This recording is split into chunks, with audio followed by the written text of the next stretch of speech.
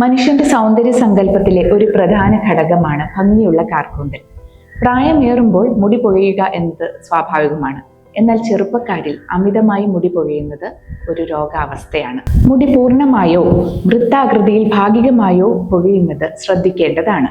ആധുനിക ശാസ്ത്രത്തിൽ പൂർണ്ണമായും മുടി പോകുന്നതിനെ അലോപേഷ്യ ടോട്ടാലിസ് എന്നും ഭാഗികമായി വൃത്താകൃതിയിൽ മുടി പൊഴിയുന്നതിനെ അലോപേഷ്യ എറിയേറ്റ എന്നും പറയപ്പെടുന്നു. ആയുർവേദ ശാസ്ത്രത്തിൽ ഇന്ദ്രലുപ്തം എന്ന പേരിലാണ് ഈ അവസ്ഥയെ വിവരിക്കുന്നത്. ഈ രോഗത്തെ ഓട്ടോഇമ്മ്യൂൺ ഡിസീസ് എന്ന വിഭാഗത്തിലാണ് ആധുനിക ശാസ്ത്രം ഉൾപ്പെടുത്തിയിരിക്കുന്നത്. ഇങ്ങനെ മുടി പൊഴിയുന്ന ഒരു അവസ്ഥയുടെ യഥാർത്ഥ കാരണം എന്തെന്ന് വ്യക്തമല്ല.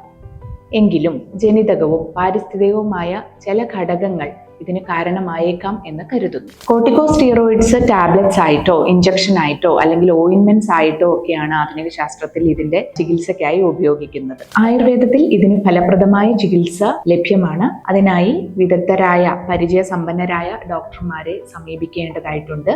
ഡോക്ടർ സുദർശൻ സായുഷ് ആയുർവേദ ഹോസ്പിറ്റലിൽ വളരെ വിജയകരമായി തന്നെ ഇതിനുള്ള ചികിത്സ ചെയ്തു വരുന്നു. രോഗപരിശോധനയ്ക്കും ചികിത്സയ്ക്കുമായി ഹോസ്പിറ്റലിൽ അഡ്മിറ്റ് ആവേണ്ടതും അനിവാര്യമാണ്.